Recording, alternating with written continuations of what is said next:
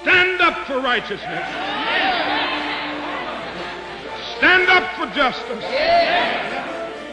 Stand up for truth.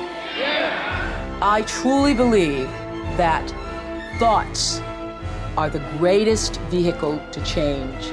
We do not care whether the cat is black or white, as long as it can catch mice. We choose to go to the moon in this decade and do the other things, not because they are easy, but because they are hard. Victory in spite of all terror. Victory however long and hard the road may be. To those waiting with bated breath for that favorite media catchphrase, the U-turn, I have only one thing to say. U-turn if you want to. The ladies not for turning. Teamwork is the ability to work together toward a common vision. The ability to direct individual accomplishments towards organisational objectives. It is the fuel that allows common people to attain uncommon results. Is a quote from Scottish-American industrialist and philanthropist Andrew Carnegie, who was one of the great American success stories, best known for captaining the expansion of the American steel industry in the late 19th century. I thought this was an apt quote for our guest today, a problem solver, someone who is heavily engaged in the steel industry, but from a different angle, as a leader in the mining of metallurgical coal, with a portfolio of mines and development projects in Australia and the United States to fuel what is an insatiable global demand for steel. Our guest today is Douglas Thompson, Chief Executive Officer of Coronado Global Resources Incorporated, a leading producer of high-quality metallurgical coal. Prior to his appointment as CEO in 2023, he was Chief Operating Officer of Australia. He was also previously Managing Director and Chief Executive Officer of TEAS within CIMIC Group. During this time, Douglas was also Mining and Mineral Processing Executive at CIMIC, which included accountability for leading the group's operating company, Sedgman. Douglas commenced his mining career at Goldfields Limited in South Africa. Hello and welcome to another episode of No Limitations, a show where we speak to elite world-class performing men and women and unlock the secrets and influences that have shaped their destinies and that you could apply to your own life. For our first-time listeners from all over the world, please don't forget to follow on your preferred podcast platform and share with your friends and colleagues. And for our listeners in South Africa, China and India, a big hello. I am your host, Greg Robinson, Managing Partner of Blenheim Partners, board and executive search firm. In this episode, we journey with Douglas as he shares his stories behind the operations of one of the world's largest metallurgical coal producers. He provides an expose into the complex world of mining, the current market and geopolitical dynamics, as well as the enormous opportunities ahead as the world looks to wrestle with an imbalance in supply and demand. We examine the state of affairs for the industry on Australian soil, the political hurdles, the funding challenges, and the great opportunity as a nation we are missing. For Douglas, mining is far more than another hole in the ground. It's about the people. It is an industry with a wealth of career opportunities, global prospects, and an incredible network of close-knit communities. Lastly, Douglas shares his philosophies on leadership, communication, and teamwork, but poignantly concludes with some personal reflection that I would encourage all to listen. So sit back and enjoy another hole in the ground. Douglas, welcome to the show. Greg, thanks very much for giving me the opportunity to talk to you today. Douglas, in light of the global efforts to transition to renewable energy sources, how do you see the future of coal, particularly in terms of market demand and the long-term sustainability? Greg, in particularly the commodity we in being met coal, I'm very excited about the future. The world is sitting in a situation that its demand for steel is just going to grow. It's shown most recently in India. If you look at their economics, their GDP grew over just 6% last year, but their steel investment is 12%. And really that Asian market, Indian market is going to be the driver of steel production into the future. And there's no real substitute for met coal. People are looking at green steel opportunities, but there's nothing in the horizon that we see as a business that is of scale. The technology is there, but bringing it to market on scale and the amount of blast furnaces built that need met coal to produce steel and being built is going to create a supply-demand imbalance in the market for met coal. And then the other side of it is where industry isn't being supported to create new supply, investment is waning. So there's going to be a clear imbalance in supply demand, particularly in met coal. If you cast the net over coal entirely, and our business is a met coal business, but on coal, I think coal still has a clear place in the energy mix and ensuring that we have a stable grid, we have a responsible way of transitioning. The world has chosen to transition. It's our task as industry to support that and move forward. But met coal is key to that solution. The world needs steel, and steel starts here as per our motto. To produce steel, you need met coal. So we're very, very excited about the future of met coal into the future. Look, can you treat me as a novice for a second, Douglas? Can you do me a favour and just give me the quick rundown, the differences between the coal groupings? You've got met coal, but you've got thermal coal. Can you give us brown coal, clean coal? Can you give us a bit of a quick rundown? Greg, you're not alone. I actually sometimes smile at looking at our politicians that talk informally, but they actually haven't invested the time to inform themselves. There are two totally different commodities. The one is burnt to generate an energy source to power turbines and the like. You go all the way back to Rudolf Diesel that invented the diesel engine. He extracted from the mineral fuel sources that he could run his engines on. It was a very reliable fuel source for the world today. And you look at world economies, they're driven by energy. If you pare it all back and try and find a common denominator through world economies, it's energy. And cheap energy, and coal for a very long time has been the highest form of concentrated energy, sun energy and plant energy that man has leveraged to huge advantage to drive our economies. And now we're seeing opportunity and technology to move beyond that. So that's thermal coal, and it's got a number of different nomenclatures like power station coal and alike. The opposite side of it, without digging into the technicalities of it, is met coal. And met coal is used in a number of forms, but quite a bit turned into coking coal, which is a source of energy to produce steel. And there's a chemical process in a blast furnace when you add iron ore to it, and there's a particular ratio you add it to, and that's used to produce steel in the simplest form. The advantage that Australia has in both of those materials is we've got high quality thermal coal and met coal. So you need less of it to produce the steel, so the less emits less. And it is also of a higher quality. It's got fewer impurities than some of the other markets that we compete with in. And that's also good for the world. And that's why we're trying to advocate for Australia and parts of the US to be the supply of coal going forward. As you pointed out, there are other forms like brown coal and the like that you can go into. And that's just describing localized language of different qualities of thermal coal and met coal. That probably is not helpful for the audience today, but that clear distinction between thermal coal and met coal and their end uses is really important to understand.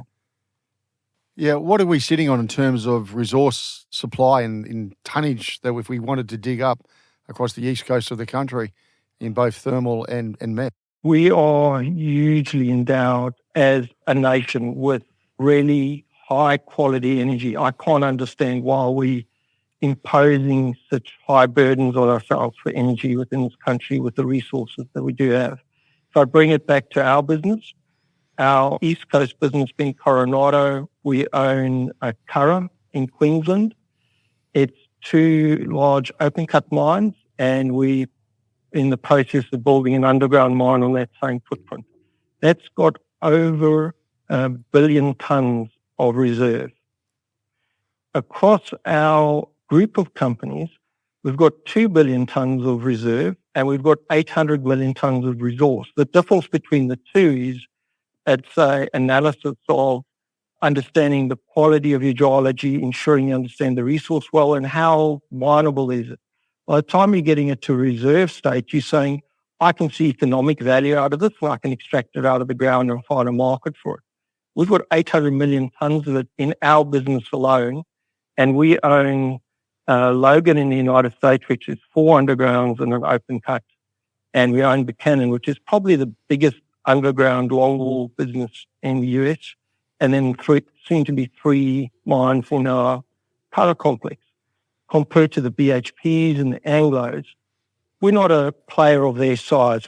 We're a scale player. We're producing about 16 million tonnes per annum, and we're growing the business to 20. So we're the big end of town, but we're nothing like a BHP in Anglo.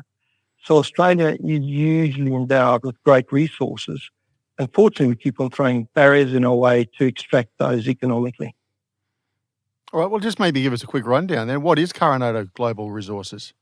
Coronado Global Resources is a business that started by two founders. Jerry, our founder, and Jim Campbell, he's co-founder with a private equity firm called EMG in 2013, saw the opportunity to consolidate great quality met coal assets that weren't getting the best value extracted out of them and consolidating them and building a new business. And that's how the business was formed.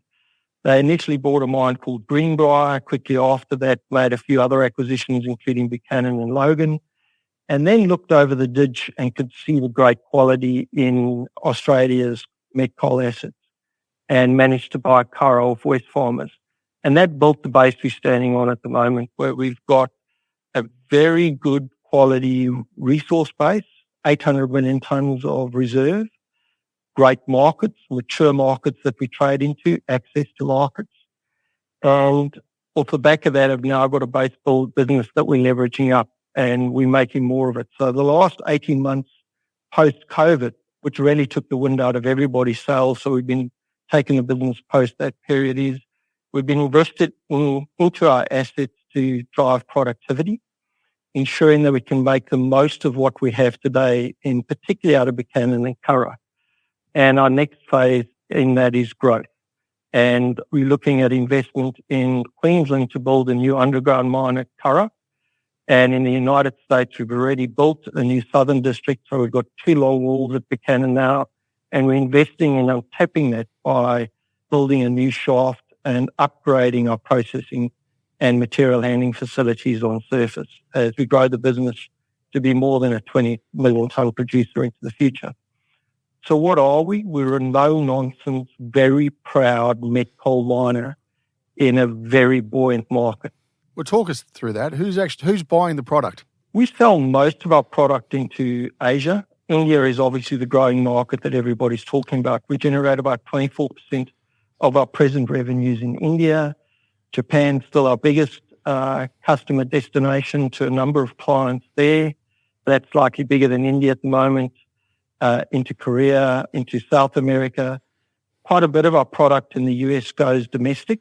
We sell a little bit into Europe, and we're selling about 7 to 8% of our product into China.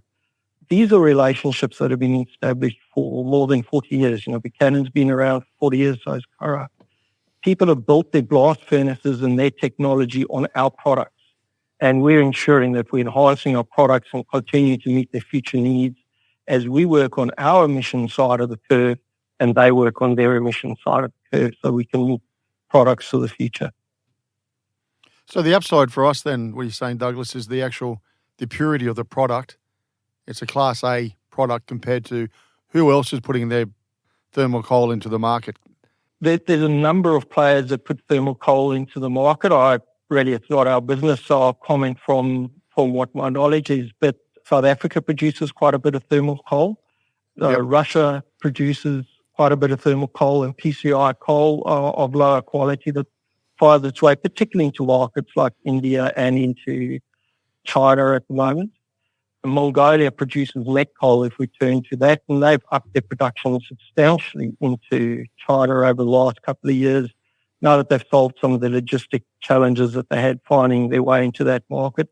And then China themselves is a huge producer of thermal coal and met coal. For businesses like us, where you can see India is probably where China was 20 years ago, they've got great thermal coal deposits and they've got great iron ore deposits, but they don't have met coal. So their import demand for met coal into the future is going to be phenomenal. We're looking at double the production now by 2050. Almost 2.3 times what is being seaborne shipped into India will grow. So there's a huge market demand of high quality met coal into India as they push their steel production into the future. And they don't have a local solution. They've got a local solution for thermal coal, they've got a local solution for iron ore, but not for met coal. And that's obviously the excitement in the market that we see for a business like Coronado. And Doug, let's just out of interest, if I went, up in Queensland tomorrow and I came across some terrific land and I thought, okay, there's some coal sitting here, how difficult it is for me, just for the layman's terms, to get the license to dig? Permitting in... Because you're talking about acquiring assets, i.e. you bought from Wesfarmers, but outside of doing that, if you actually explored it and found it yourself, how hard is it to get the rights to do it? Incredibly challenging, I would say, at this stage. Some of the regulation in the industry has been appropriate. The industry itself is quite happy with the regulation because we want to be seen as responsible custodians of the resources that we mine and extract. Sure. Some of it, unfortunately, becomes politicized and people lose sight of what is really the driver behind the economy and the business versus politicizing it. Unfortunately, in the last couple of years, I'd say the mining industry has been vilified because people haven't understood it and don't understand the high thresholds self-imposed and by regulation imposed upon the industry to be a responsible citizen. If you look at Queensland at the moment, well, we're very fortunate at Curragh. We are fully permitted, so we are allowed to mine all of the resources we have at that operation. But if you had a new discovery, as you're talking about now, and you wanted to bring it to market, you're probably looking between 5 to 10 years, realistically, to bring that opportunity to market. And investors aren't that patient. Going through the red tape and the green tape that quite often in the industry's view and my personal view doesn't make it any safer or doesn't make it any more environmentally responsible is wasteful and distracts from opportunities of bringing new product to market quickly.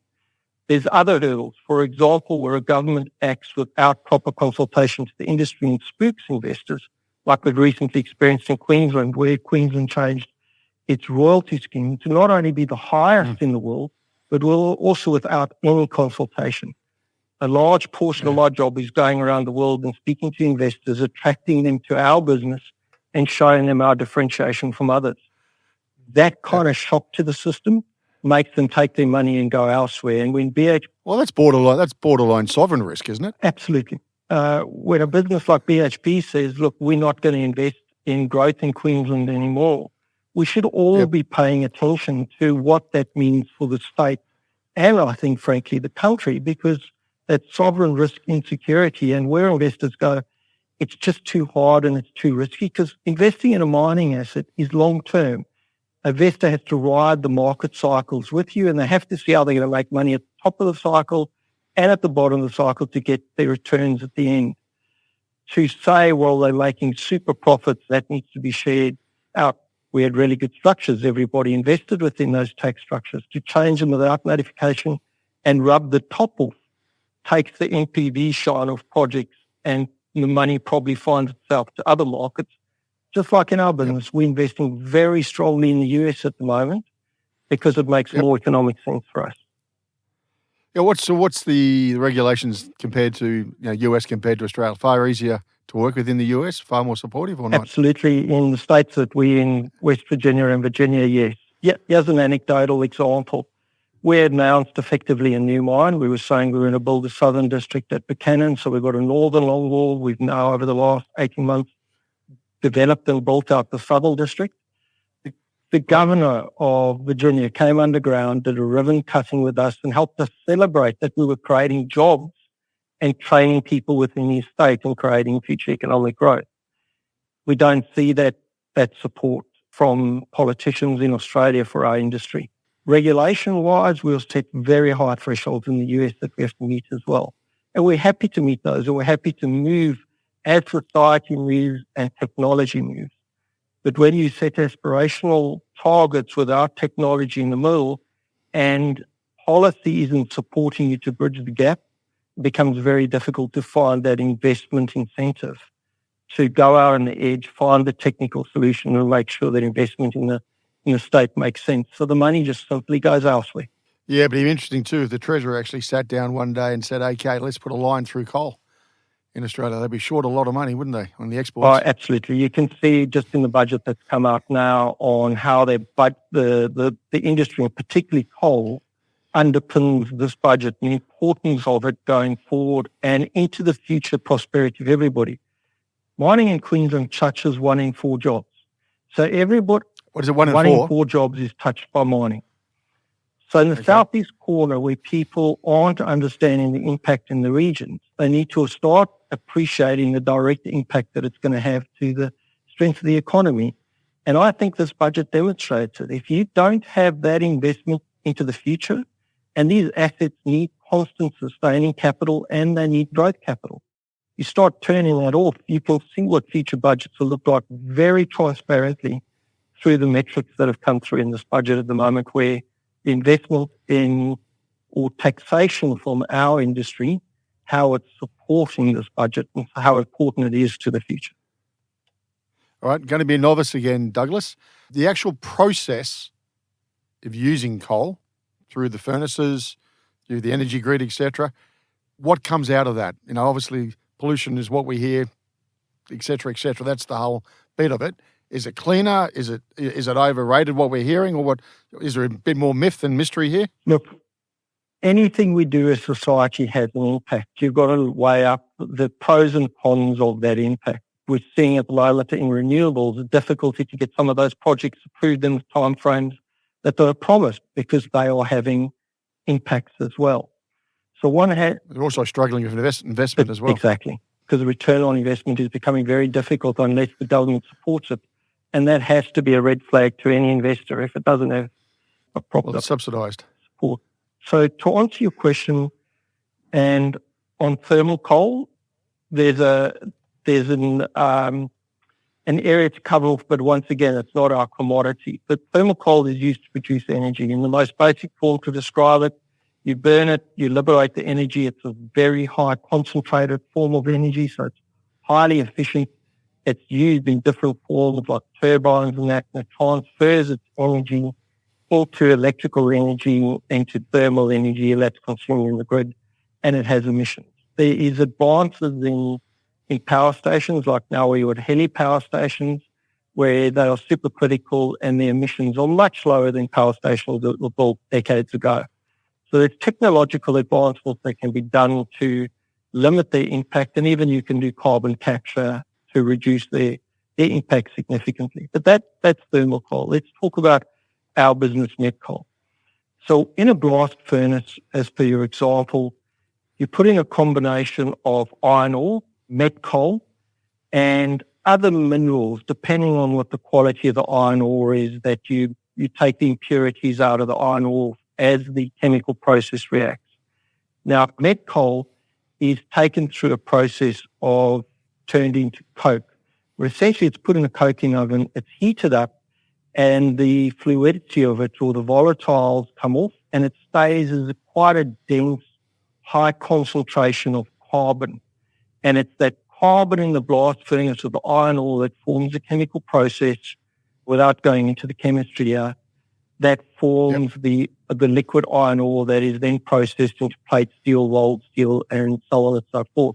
This flag is taken to the side. There is a portion called PCI, which is pulverized injection, and that's injected while you got your furnace going, so that high carbon concentrate in iron ore as a heat source to produce it.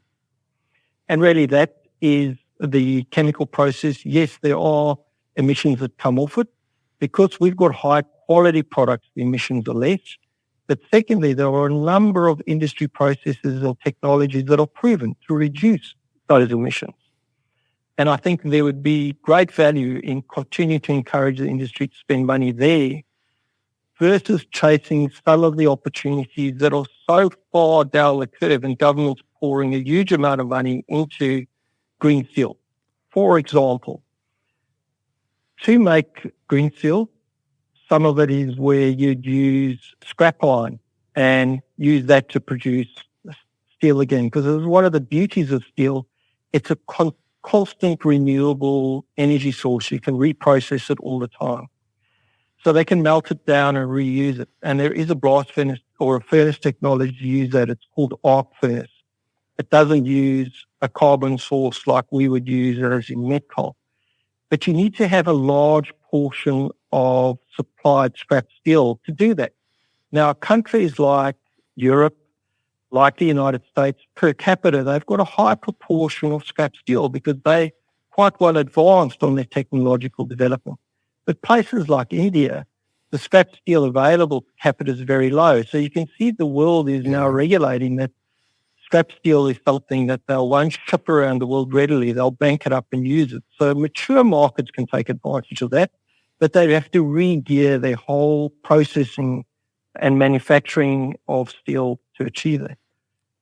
Processes like producing green steel with hydrogen is far less mature, particularly on scale. Yes, it's technologically available, but you need a few things that the truth needs to be told about. For example, you need magnetite, not hematite, in most of those chemical processes that are in lab technology and testing phase at the moment. The world is well endowed with hematite deposits, but not well endowed with magnetite deposits. There's not enough magnetite in the world to substitute hematite or blast furnace technology. So there's very large hurdles the world has to jump over before it can become a true substitute. So where we talk about our industry's platform for markets going to be eroded by green steel and using hydrogen technology, some of the truth needs to be told about the other side of the equation, or where will you get the raw material, because there isn't enough magnetite to substitute the way we make steel and the insatiable growing demand of steel production going forward as the world seeks to transition the way in which we draw our energy, because that's going to need a lot of steel. A lot of infrastructure has got to be rebuilt to enable our energy transition. Well, I know we're known as the lucky country. Sometimes we're called the smart country. Here you are producing or digging these big holes across the country, exporting the product around the world to countries which actually make steel.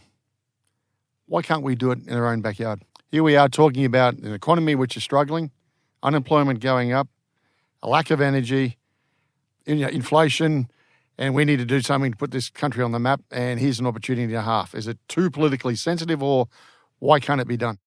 Greg, there's a number of reasons. If you take it down to the way I see it, my personal views are it's political will and it's finding our place within the world's market as a nation. As you said, we are blessed with great resources. You can clearly pick up my accent is different. I came here for a reason, and the reason was to learn from Australia on productivity and then to learn a different culture and work in a different mining environment from my place of birth, deep level gold mining in South Africa. And I clearly fell in love with it. I've been here for 20 years, so I'm not going to complain too much because the nation is blessed. But we are missing a few tricks. We've got really cheap energy. We should be using that strategic market advantage to reposition ourselves in the world. And yes, we will have advantages with great sunshine and wind within the country with the renewables over time. But to date, we've had really, really cheap gas and we've got cheap thermal that we could use as an advantage, because energy is one of your biggest advantages. And then the other is a highly skilled, highly productive workforce. And I think in those two areas, we've let ourselves down. We've tried to be a little bit too much of a Me Too in an economy of saying, we're going to try and step up to maybe levels where we aren't economically ready to lead the world in some of the environmental thresholds that we set upon ourselves. And that's placed a burden on making our energy more expensive. And it's found itself offshore instead of using it locally. So policy and enablement, I think, politically has been short-falling. And companies go to where they make money. We're going to go to the market where our shareholders can get returns. So we've pursued those opportunities.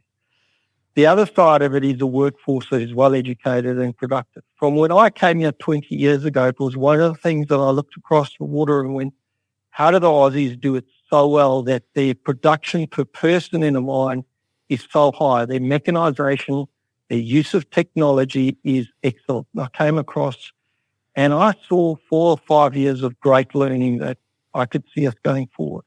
Unfortunately, I've seen erosion over the years in STEM subjects that we teach people at school, the enablement and encouragement by our government to send people into universities to pick up trade skills and STEM subject type skills to drive an economy like ours forward. Just policy's been lacking in that place. I think we've enabled universities to become places of profit instead of driving nation education. And then I've also just seen layer upon layer of bureaucratic process of leveraging a productive workforce. And if we could shake ourselves loose of, I think, those two things, cheap energy and driving good policy in that place, and enablement of development of second order production and manufacturing onshore, and a workforce that is productive compared to the rest of the world, we should have no reason of standing back to anybody else. But at this stage, we've hooked our wagon to other economies and we're selling them our products, and then they turning them into high value and selling them back to us. I think we're missing a great opportunity. Yeah, look, couldn't agree more. And look, from the organisations, the BHPs, etc., that you talked about, to change this, there needs to be vision from either side of the fence in government. As a CEO of a mining company, are you being engaged by governments properly? Properly. And it's a tough call, but properly, right? Thinking long term as opposed to the next election. Greg, I'd say sadly no. We do get opportunities to spend time with state government and federal government, but I think the conversations that we're having aren't the proper conversations of, let's stop vilifying the industry. Let's start seeing and respecting the place of the industry within the nation building to date and the potential of nation building into the future, and enabling it. Yes, holding the industry accountable, making sure that taxpayers get their share of return, ensuring that we are responsible custodians of the resources, but enabling the industry as primary to the country and looking long-term, particularly looking beyond electoral cycles and supporting us into the future. We also are accountable. We spent a lot of time saying, we're important to the economy. This is our value proposition. Our value proposition has to go long beyond our contribution to the economy. How we help people come to work and be proud of what they do, how they add value every single day, that they can stand up and feel accounted for in any conversation that they're in, that I'm part of an industry that does what they do well and they're proud of what they do. I think we step too far back from that and just quietly try and get on with what we're doing without creating too much noise. And I think we've got a very valuable voice and we need to speak louder as an industry. Yeah, I was wondering how the CEO's coming together well enough and there's the voice being represented strong enough. But there's another part to it, Douglas, also, which is funding. Are the banks tightening up? Absolutely. Particularly here in Australia, you wouldn't find funding and you wouldn't actually go and source funding from a traditional bank at this stage. We moved a while ago, and I think all our peers have done the same. We've gone to capital markets. It's not that they have a different lens over ESG at all. They're actually governed by the same requirements and actually just as high. But they've applied their minds to understanding, for example, the difference between met coal and thermal coal. So our thermal coal producers are having difficulty raising investment.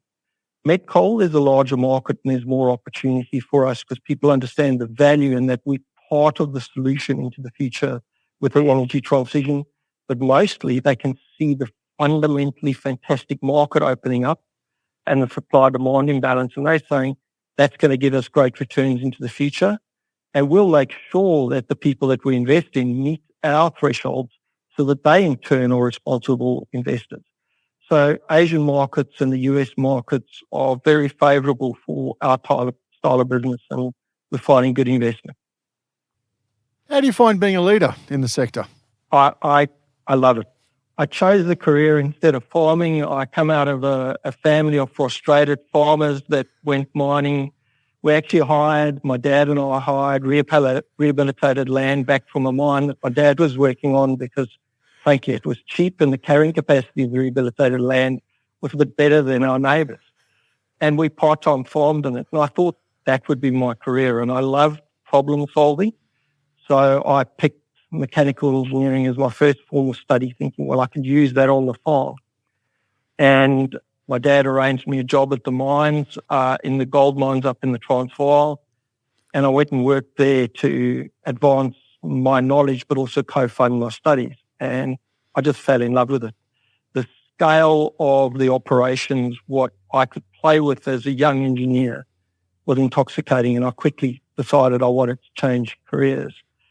And then I think the other thing was working with people on the farm, realizing that building team, understanding people's skills, good communication, the trust in the team, And replicating that in the mining industry showed me that people was where I was more inclined. So I did more studies in engineering after that because that's a passion, but quickly found my way into people. And I found mining and the mining industry has provided me a career second to none. I joke when I talk to people and I say, I dig holes for a living, but I've probably seen more countries around the world, more cultures around the world. This career has enabled me to go work with fantastic people all over the world, helping them solve their problems in mineral extraction. Look, it's a pretty incredible role when you think about it, isn't it? Now, a chief exec of a bank goes to the office, comes home, 9 times out of 10 they've got to worry about derivatives, that invisible number up there, share market, etc. But you've got to go home, look at the same thing, the numbers, same stakeholders or different stakeholders, but being engaged by them locally and internationally. You've got to deal with permits. You've got to deal with government. Okay, both parties deal with that. But you also got to deal with health and safety. And the aim is to make sure everyone who goes comes home that night. And I'm sure you've seen stuff in South Africa and throughout all your travels around the world where some people haven't made it home. That's a different factor than most people have in a job. I'd say the darkest day in anybody's career is when you lose a team member under any circumstances. It's gut-wrenching for everybody, but particularly the families.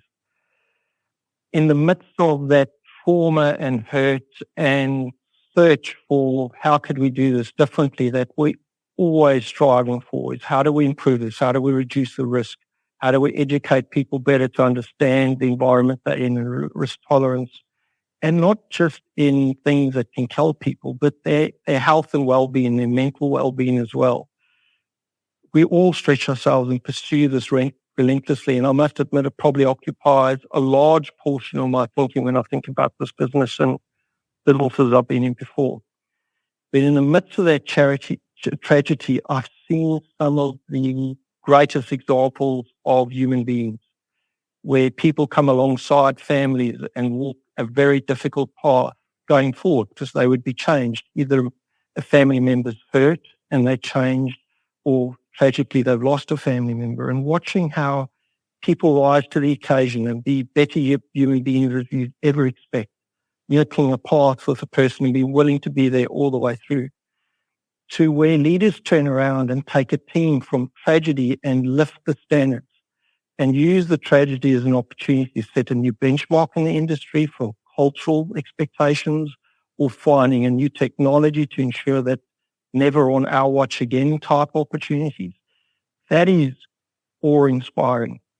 So as much as it is heavy on one's shoulders when you think about the responsibility of people's lives and their well-being every day, the opportunity of, if you harness that culture well, of creating something exceptional is probably what I lean into more. That excites me. You're listening to No Limitations with special guest Douglas Thompson. In our next episode, I sit down with Robert Spurway, Managing Director and Chief Executive Officer of GrainCorp Limited. I think you learn as much from people around what not to do as what to do, and being really mindful of that and being self-aware. I think leadership starts with self-leadership, learning about yourself, having that discipline, leading by example, and that's a model we apply in GrainCorp. Be sure to join us on our next episode. And now, back to the show. You're a little bit different. So you came from South Africa, and as you said, you had an ambition to see how great mining is being done, so you wanted to come to Australia. But you've been on the contracting side for a bit of time as well. Why is that? That's what attracted me. The short anecdote is I was a deep-level gold miner for 13, 14 years. I absolutely loved it. I was blessed by the company I worked for, Goldfields. They sent me to study. And I was running a great gold mine called Oryx with a team that needed to be rebuilt. And while I was rebuilding that team, I used some external experts. And one of them over a cup of coffee said to me, Douglas, go to Johannesburg and meet this contracting company called Thiess. And he said, don't think contractors in the context of South African gold mining. These people do things differently. They're really an engineering business. And being an engineer, that caught my interest. So I did the 300-kilometre drive, went to Joburg, had a cup of coffee. And short version is, went home, had a chat with my wife. Joanne's played back to me in the kitchen. She said, our kids are young. We're pretty young. Sign a 2-year contract and let's go on our adventure. And let's see what comes out of it. That bravery in the moment turned to us moving 3 months later to Australia, signing the contract with Tees, and I became a project manager at Collinsville on an open cut coal mine with a very strong union background and immersed in this whole new culture. And I absolutely loved it. I came with two drivers. One was to learn productivity. The other was to learn commercial acronym from a contractor, because that I saw different to mine owners. Contractors have to create value every day for themselves, and in the eye of the beholder, the principle of the contract, create value. Yep. And I loved that. It was like driving a sports car. It was exciting. Every day you got out of bed and there was a new challenge and a new value proposition you had to create. So I loved and thrived in that environment. And I was with Tees for 16 years. I went from being a project manager on a 2-year contract destined to go back to Africa to getting support to become a citizen. And my family decided to make this home and educate our kids here. And I grew a career that they moved me around Australia and ultimately around the world, and then finally offered me the CEO role. And I was absolutely blessed to have it. You know, if you would think you'd come through that career path through a business in that period of time. And for 4.5 years, I helped set the strategy for the business into the future. In that time, 50% of the business was sold to leverage the balance sheet so that the business could grow again. And I started looking at the next exciting horizon. And that kind of got to the point where I said, look, if I'm going to stick around now, I'm probably in for another 4 years. And I decided it was time. I needed to step out and let somebody else come in with fresh ideas to drive the strategy forward for Tees. And then Jerry Spindler, the founder of Coronado, gave me a call and said, I'd like to go to lunch with you. And as I say, the rest of the story is history. I very, very honoured to have been offered the CEO role of this business and like its next chapter and its strategy for the future. My old man was ex-Tees. So I grew up every 6-12 months. We had moved site to site, camp to camp. So I know where you came from. It's not easy, but boy, do you see some stuff that no one else is going to see. One of the things I was going to ask, Douglas, because you are privileged in the sense that you got to work internationally with Tees. So therefore, you're engaged by some of the very best organisations in the world and what they're doing. Any standouts in the way of leadership you saw or thinking from all your experience or creativity in doing this, in doing the role? So many. What I eventually saw part of my role, because you cannot say to a client, I'm here to talk to you about your business if you haven't actually put fingerprints or bootprints on their asset. So I travelled constantly while I was in Tees. I wanted to make sure that at least once a quarter, maximum 6 months, depending on the scale of the project, I had my bootprints on the ground with my team and the client's team collectively looking at the challenge. And every time I just got great information. So I became this gatherer of ideas and pushed it back through a team that we had that would reprocess those ideas and then spread them out through the business as quickly as what Tees could to keep an edge on the market. You learn something great from a client, suck it into the business purpose that will then push it out to your other clients. So I have many, many stories and anecdotes of fantastic technology advancements and that. For me, every time I went past the tech, it was the human beings, the endeavor. And where I saw it work the best is where purpose and place was clearly defined. People knew why they were coming to work. They knew what the goal was or they knew what the challenge was. There was clear definition of role and accountability and great communication within the team to share knowledge, and that needed trust. And that's where I saw the leadership is. When I went to these and I saw leaders who could create trust in the team, everybody knew their purpose and place. They knew how they contributed to the common goal, and they were willing to be vulnerable and say, I've tripped over my bootlaces, I need the team to pick me up. Those are the tools that stood out. Regardless of the technology, regardless of the problem, those are the teams that I saw could always offer the most of the learning back. But it was that common denominator of purpose and goal, the right players in the right roles, being clear about their accountability, being vulnerable in their accountability within the team, and then a leader that created trust within the team to share information really quickly is where I saw the biggest standout, and that transcended every culture I went to. Yeah, and typically TIS doesn't work in the cities too often, particularly if you're in mining, so you're in the back of nowhere in different parts of the world. What about the actual locals that you got to meet, or the communities that you think you've helped change? What's been some of the, I guess, memorable moments for you or outcomes for those people? People want purpose in place, and they want to feel pride in what they've done every day and know that they've got some security into the next day, regardless of culture or language that we speak. The commonalities are higher than what we're different. I think what draws people around a hole, and I always say a mine is just a hole in the ground, it's the people around that hole that make it special. What draws people to that is generally people who like complex problem solving, who are fairly passionate about what they do, and they've got a high resilience and tenacity level to show up because mining is not easy, it's complex. It's got a lot of requirements, as you described earlier, that are placed on people when they work in the environment. Some standouts in the community, well, I just look at what gets contributed here in Australia. So an anecdote from our 40-year celebration at Curragh last year. I won't use names because I don't have her permission, but she'll know exactly who I'm talking about. I refer to a lady that looks after our site team's senior leadership team. She reports directly to the VP, but looks after that whole team. She came to me and she said, while we're celebrating 40 years, my pops walked the first dragline onto Curragh almost 40 years ago. My father worked at Curragh. My husband works at Curragh. I work at Curragh. Meet my little boy. Do your job properly so that he can work at Curragh. That, for me, tells the story of when you dig a hole in the ground and it's got policy that supports it for the long term, 30 years plus, you can tell those stories of people who have raised their kids and set their families up for success off the back of this industry. That is the beauty of it. There's many other stories where, for example, in Indonesia, TIS had been in Indonesia for just over 30 years when I was there and did a lot of training and development and lifted people's skills that we were training people to be trades qualified to be Australian standard. And one of my last tours that I went through was one of my most proud moments where TIS was rebuilding engines for trucks that would go around the world out of a workshop in Indonesia. And the mechanic that was doing the strip down was a lady. Totally against culture, totally against the education system. And this business had created that environment for people.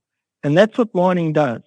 And that's the enablement that we could do and should be doing in states like Queensland for the future. Okay. Now, as a leader, you're surrounded by mechanical engineers, civil engineers, electrical engineers. They're not short of confidence in their own ability 9 times out of 10. How do you lead these type of people? I think leadership is situational. You have to go into the business or the environment or the crisis or the moment and as a leader be able to step back and calmly discern what's going on, read the room, read the environment and apply what's needed for the situation. So I think that's one of the first things is situational leadership. For me, that served me my whole career is service leadership. I see my role is firstly, understanding the context. Secondly, understanding the goal. So what are we collectively meant to be doing? What is the strategy for the business? What is the purpose of the business? And being able to describe that in the simplest form for myself and then the people around. And then turning around to the resources, being the people, the money and the time, and enabling that to the best possible way I can to get the desired outcome.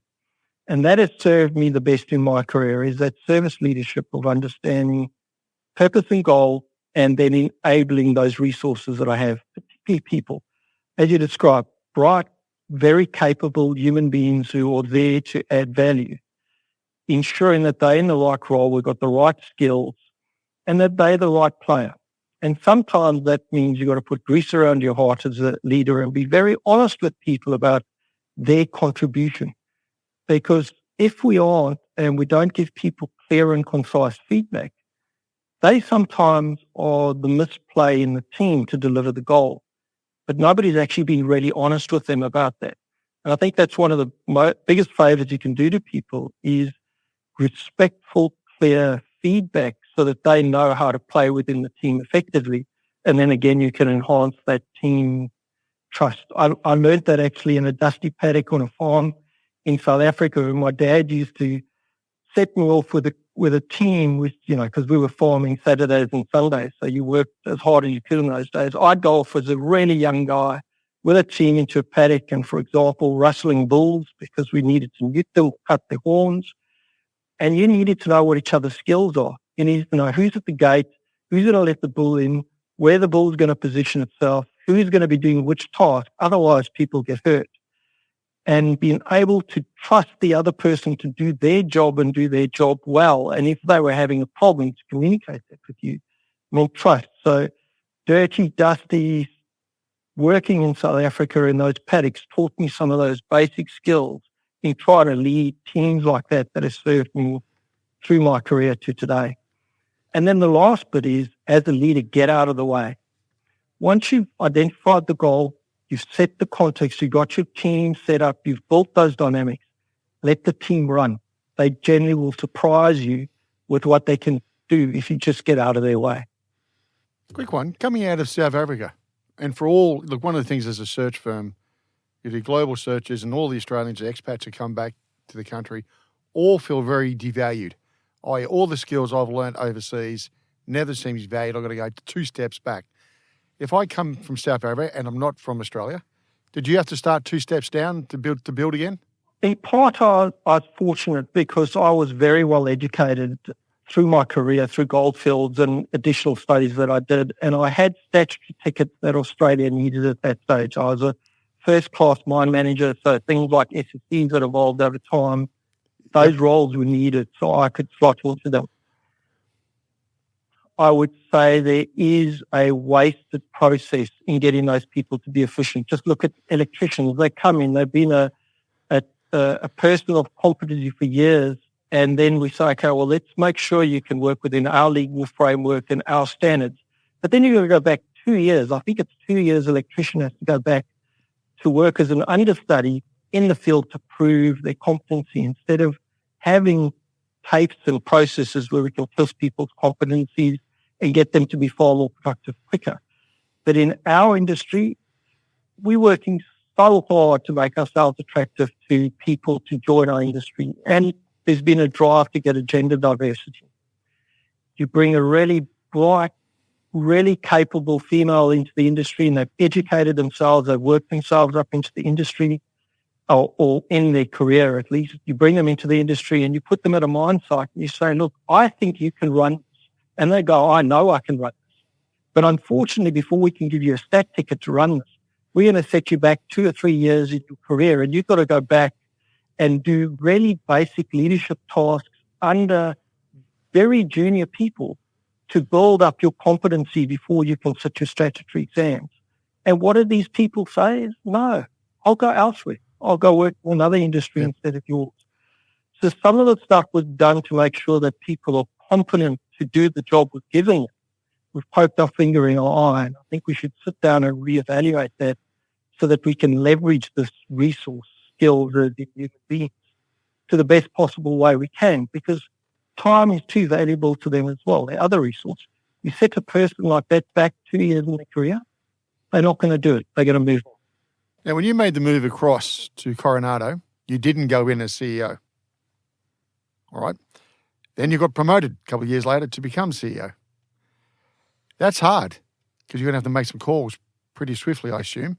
So do you, as for people listening out there, for those who do get promoted within the same organisation, very different to coming in from the outside.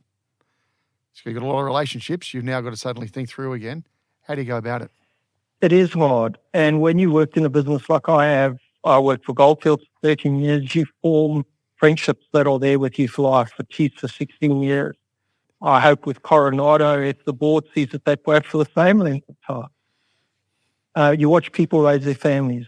Those must always be really important to you. But I think if you can create a work environment, which I described earlier, where people know their role in place, they know you, that you are a person that will respectfully give them feedback on performance frequently, that regardless of the role you play, that your core behaviors and your core beliefs carry through the different roles you have, they'll give you the grace to make some hard calls and sometimes tell people, frankly, you don't fit in this business.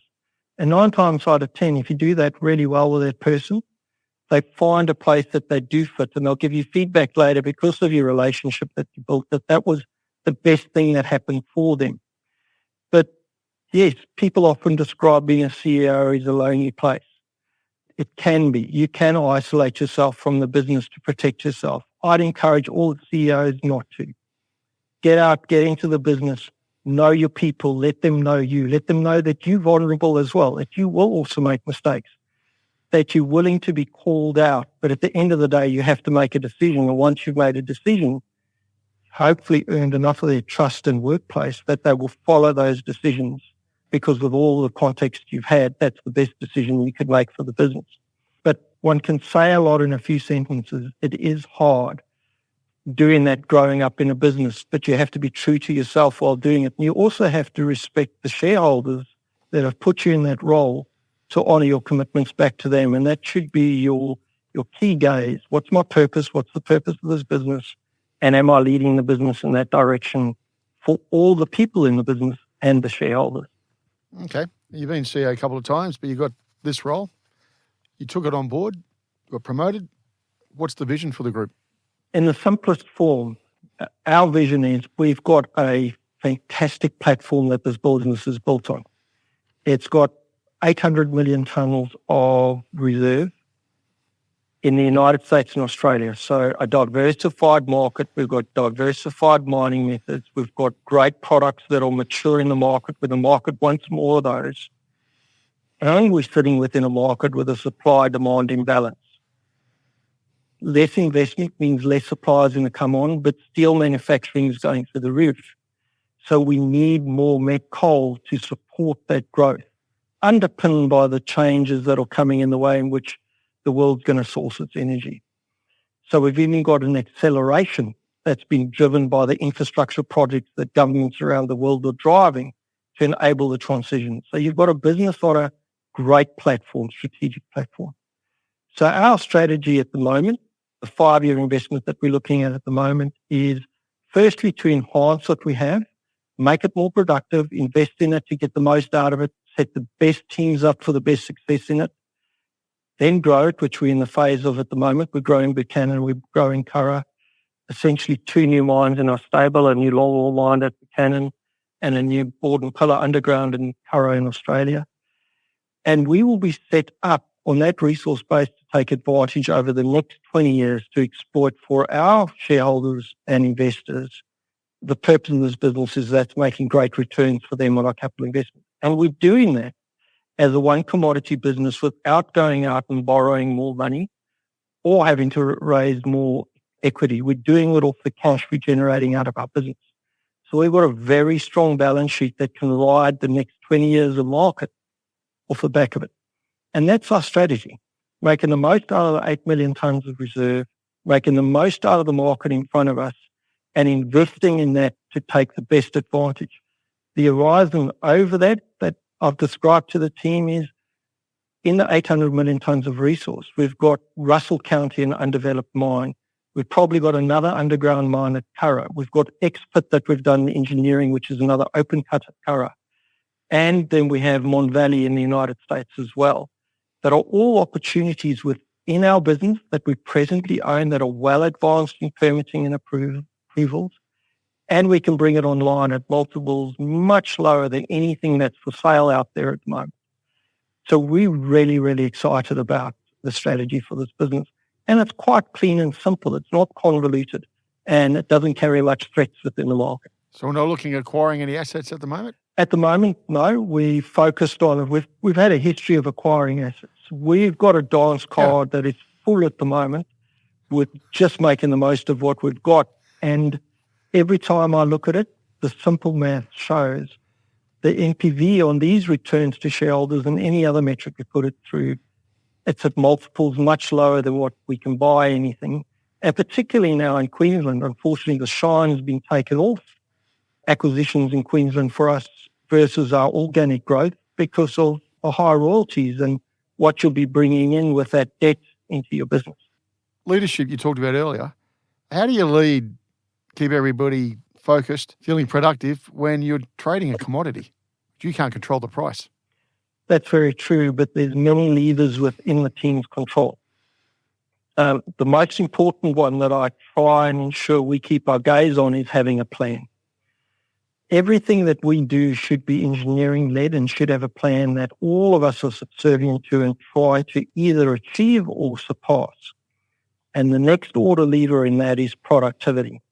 Where do we spend our best money to get the best productivity out of that to drive that plan and drive it further? Those are the things we can control. Things like price we can't, so making sure we're low enough down on the cost curve, or we're working hard to drive ourselves down that cost curve so that we stay resilient. Then there's things like business resilience. Disciplined financial controls in a one commodity business like ours is critical. So ensuring we prudently manage our balance sheet so we've got resilience and we've got liquidity is really important when you can't control the commodity price. Technology. What are we going to be expecting in the next year? We're hearing AI, but surely using all the visualization, the training, etc. What's happening over the hill? A lot of the technology that the world benefits from now was birthed out of mining over years. Just different forms of engine technology, ventilation systems, and alike. So the industry will continue to have a strong hand in advancing society with our technological advancements. I think a lot of people's focus and energy at the moment is turned on emissions abatement, ensuring that we spend money in a responsible way to reduce our emissions. So you're seeing new battery technology in trucks come out. You're seeing alternate fuels going in so that they're less emitting. For us, talking about our business in met coal, obviously methane is one of our biggest emitters, and ensuring that if we can capture it and use it for beneficial use before it is liberated to the atmosphere, you get huge environmental advantages. So we focused on that. We've got an aspirational target to take our business to a 30% reduction in our emissions by 2050. That's really hard because having open cut mines, there's no real technology or even policy to help us capture that methane before it's liberated to the free face. So in Australia, we've been running a trial for 18 months to drill ahead of our mining faces, try and tap that gas before we mine it and use it for beneficial use. So, for example, we're running a truck around a Curragh at the moment of gas that we're proposing to capture from our mines before it liberates the atmosphere and substitute diesel. In the United States, we've invested in 2 VAM units, and VAM is essentially where you catalyze methane and you turn it into carbon dioxide, and it's about a 22 times less harmful gas, the CO2 versus methane.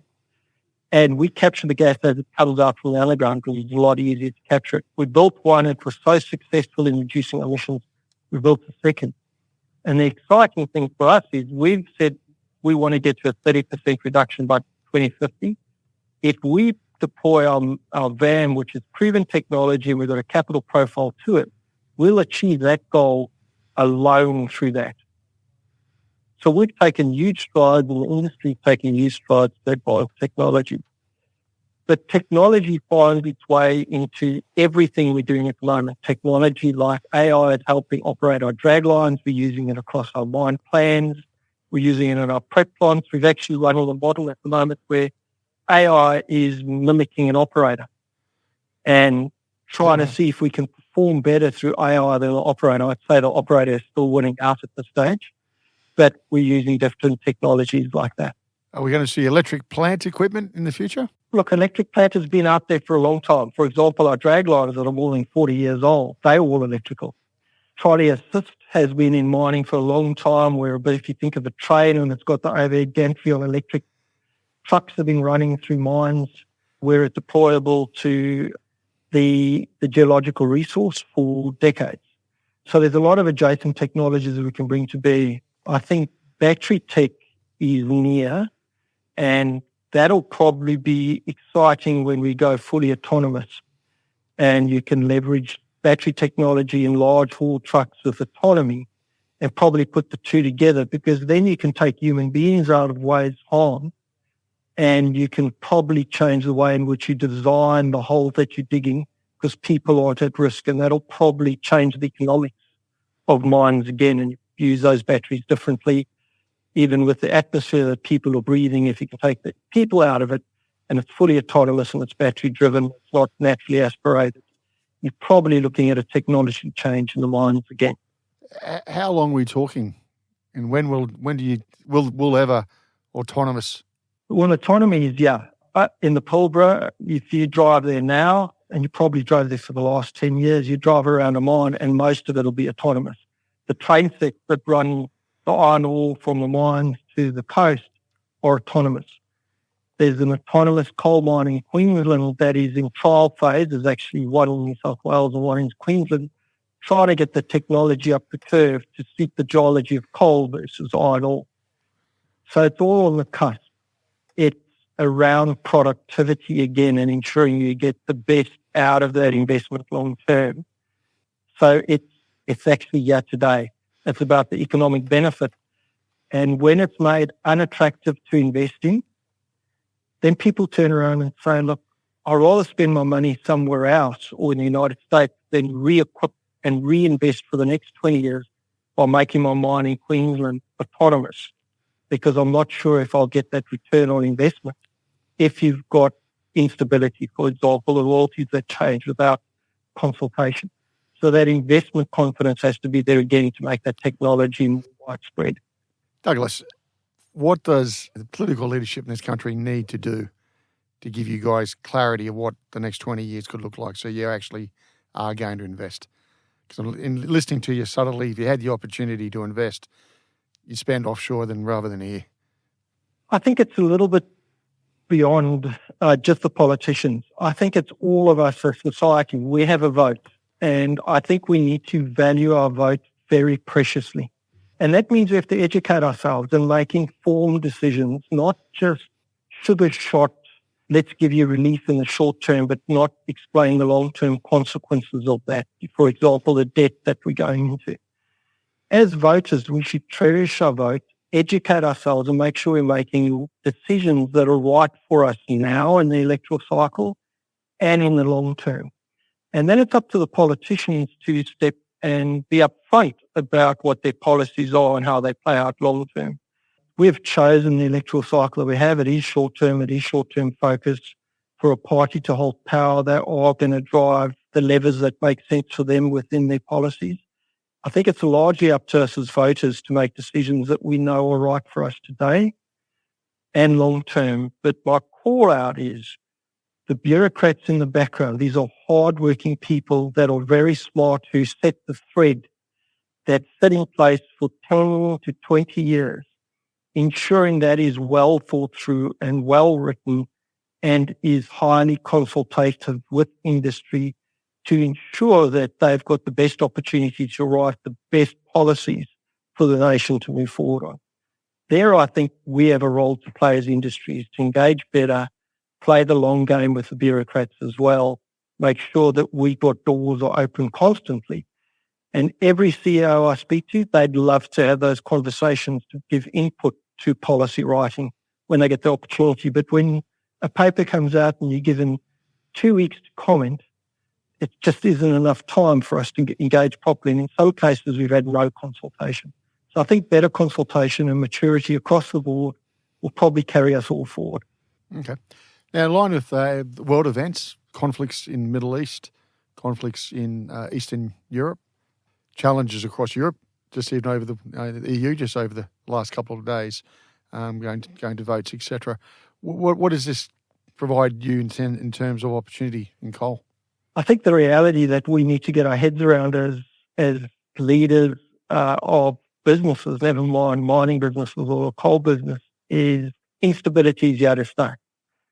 Pre-COVID, we all reference COVID, but instability is here to stay, and being able to make sure that you've got a business and a team that can navigate that, a business that's got resilience for markets to move in ways you didn't expect. Look what the Ukraine war did. It was crazy with thermal coal.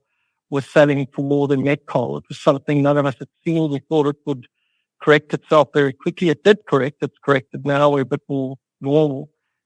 But it was there for longer. And one of the things we did is we pivoted our business. We took advantage of that. With some coal that wasn't committed to contract, we could reprocess that product to not be a PCI product, a met coal product.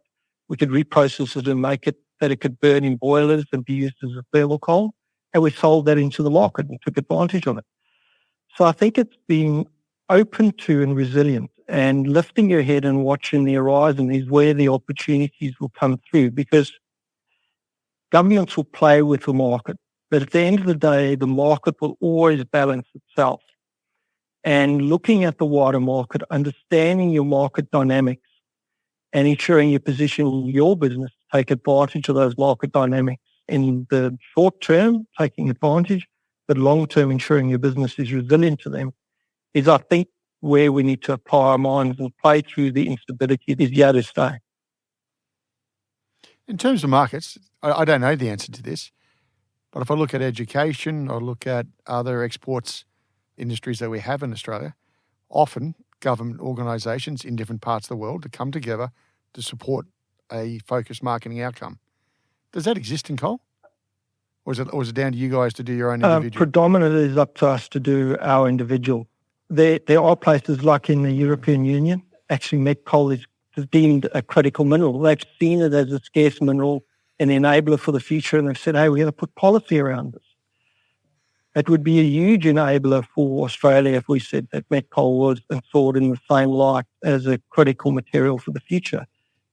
Such an opportunity for us as a nation, I think, to follow what the European Union has done with met coal. Those environments do create policy in place. And we have had great examples in the United States and in Australia where we work very well with government for policy and education to enable the industry into the future. And I see no reason why we can't do that into the future. It needs the politics to come out of it and the pragmatic business drivers for government, because let's be honest, government is a business. We elect these people to run the business of the country.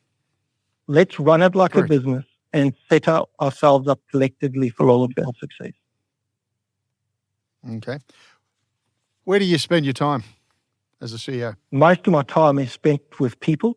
I get most of my energy from people, so I get drawn to that. So I spend my time going around our business. I'll be honest, I feel my most comfortable in a high-vis shirt at a mine site, looking at a complex problem and talking to a team about how we solve it. They're my kind of people. I relate to them. They relate to me. Obviously, my role as a CEO draws me to investors and shareholders and spending time on the road, engaging with them, ensuring they understand our business offering, how our offering can add value to them, and ideally attracting them to invest into us into the long term. But I would say most of my time in all of those facets of the role is around humans and understanding human need and how I can drive the business forward through that. What do you need to change? You're going to look at yourself, your performance, the business performance, top of mind, anything you think you need to look at again? What we're driving at the moment within the business is telling our story very crisply, making sure people understand what we are. People saw us as a growing consolidator, an M&A business very driven by M&A. We've built a fantastic platform. Now we're in a phase of enhancing and leveraging that platform at multiples lower than others. So ensuring our messaging is crisp to the market and crisp to our people so that we can set the strategy up for the future. For me personally, slowing down, enjoying the ride. All my career been very goal-orientated. I set plans in place. I drive for plans. I think about them. Personally, I'm starting to realize that it's actually in the moment, that nanosecond of when it just goes right, or, man, we've worked so hard and it hasn't gone right and we're dusting ourselves off and we're standing up again to go again. Those are the things you remember, not the goal, not the outcome. It's actually the moments. And personally enjoying that, enjoying the ride, is what I want to turn my attention to. How do you go about selecting your team? And what do you look for? Clearly looking for people that are engaged and passionate about complex problem solving. people that understand that we produce a product that somebody needs to buy at the right price at the end of the day. So ensuring that they understand what style of business we are, particularly because we are largely engineering-led.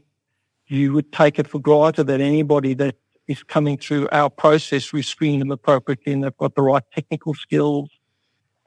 Once you get past that, what excites me the most when I speak to candidates is seeing the potential within the candidate for what aptitude they have, what's their personality like, will their personality fit our style of business, can we bring them into our team and use these skills, but also all of their other bits and pieces of being make them a person and leverage the best out of it. And that's the bit that I usually, when I'm interviewing a person, would look for is, who are you? Can I see you fully? Language that I try and use for myself when I'm teaching the businesses in an African expression, it's actually a greeting. And it's Sawubona. And Sawubona means I see. And seeing your people and them truly seeing you, vulnerability has to be there. Because then you see the whole person. If we could see the whole person and create them a workplace that feels safe enough to be seen, you probably get the best out of that person. So I quite often look to see, is that person comfortable enough in themselves? Have they got to a station where they can be who they need to be highly successful in our team with the skill sets that they bring to the table? So I look for those skills. And yourself, how do you keep yourself agile, sharp, in tune, ahead of the pack? I spend a lot of time trying to associate with the right people in the form of I look for people that stimulate me in different areas. So there's many mining executives who are far smarter than I am, but I'll watch the way in which they run their businesses or engage with them and learn from them. I have people, for example, where I serve on a church's board, and the church thinks in time periods far longer than our industry does. Spending time with those people, understanding how they think through cycles and how they see people and how they add value, all the way through to my own kids, how they see the world through new eyes, differently, full of opportunity, and try and learn and leverage off them. So a lot of my time watching and observing and learning from other people. I do read a fair amount, making sure that I can pick up a new correspondence and what's out there and what I can leverage off of, particularly if there's something new that's around human beings that is exciting, is generally where my reading will go to. And then the other is finding quiet time. None of us do it enough. I don't do it enough. I use my hobby to do a bit of that. Is sitting and letting things percolate through my head, making myself tested against what I think is the three most valuable resources. The people in the business, the time that I have, which I think is always the one that wins out, and the financial resources, and how in that all of these problems and opportunities and new thinking might find its place to leverage to create more. And Douglas, the big decisions you've got to make, they're significant. Do you seek counsel? Do you actually sleep on it overnight? Does a naysayer get through? How do you manage all that? Because you're getting it everywhere. You spoke about earlier what I look for when I interview candidates. One of the things I try and discern when I try and see the person is, are you going to tell me what you truly think, or are you going to try and tell me what I want to hear? I love people that challenge me. I go around and I say it as often as possible to try and get the message across. Please don't ever let me be the emperor with no clothes on. Tell me what you think, and I'll take it on board. I'll carry the luggage that is appropriate. Ideally, they do it respectfully, but I'd much rather hear what somebody says about something than them keep quiet and not give me the benefit of their thinking, or spread their version of what they think it is around the business, and then you're spending time trying to uncoil that and get the true intent out. So I do seek counsel, but all my life I've relied upon, in the moment, quite often situational leadership. You have to make a decision. You get the best information, you make sure you test it with the best people you can at that time, and then you've got to back yourself. And if you make a wrong call, be honest with yourself and those around you. Say, I made a wrong call. I'm dusting myself off, I'm getting back up, or we're going again. So that vulnerability in decision making as well. If you're going to put a message out to all Australians who may listen to this, what would you want to say about the role of mining? I would encourage people to just use somebody like myself as an example. I grew up on the west coast of South Africa. I thought farming was my destiny. I had a family that came out of farming in Zimbabwe that ended up in mining because we lost the land after the war, the independence.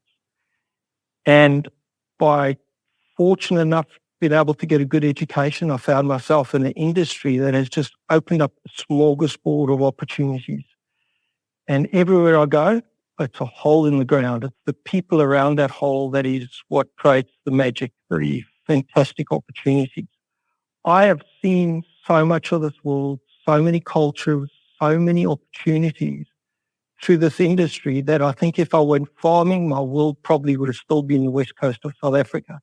Probably a lovely world, but nothing as dynamic, as exciting and as enabling as what this career has offered me to date. And I'm excited about what it still has ahead of me. And if you're going to give advice to that young bloke on the farm all those years ago, what would you say to young Douglas now? Honestly, two things. First is, for me, enjoy the ride more. I'm very goal-orientated. I'm finding the moment is where the magic is. Doing the hard yakka to get the goal is where you reflect the stories you tell. When you're having a beer with someone, you're saying, remember when? We don't talk about the outcome. We talk about when it was really hard, or, geez, we found that moment of magic. So if I slowed down and I just enjoyed that more would be the advice I'd give myself. The advice I'm giving my two sons who are at that stage of finding life partners and growing a life with another person is plan with them. Because my wife and I chose my career, she put me through university the second time. And then we decided that my career would take us forward as a family. We almost had this unwritten rule that wherever my career moved me, we would move as a family. And Joanne is an unsung hero in this. She stuck to it. She worked her tail off to make sure that the family dynamic worked while I was off challenging the next giant. We've now, as we've got mature, realised that if I wrote a plan with Joe on our family as intently as I have for businesses, we probably would have gone on that ride much more successfully and much happier together. So my advice for myself, that I've lived the life I have, and fortunately I've got the great partner I have who's carried us through those times when I didn't give it focus, I would say to the young folk is, if you pick a life partner, invest as much time planning with them and their needs and how you get there together versus chasing it just ahead and ensuring that you challenge every giant that comes along. Sometimes the giants aren't worth it. What's at home is what's worth it. On that, Douglas, it's been terrific having you today. Thank you very much for joining us. Thank you. You've been listening to No Limitations.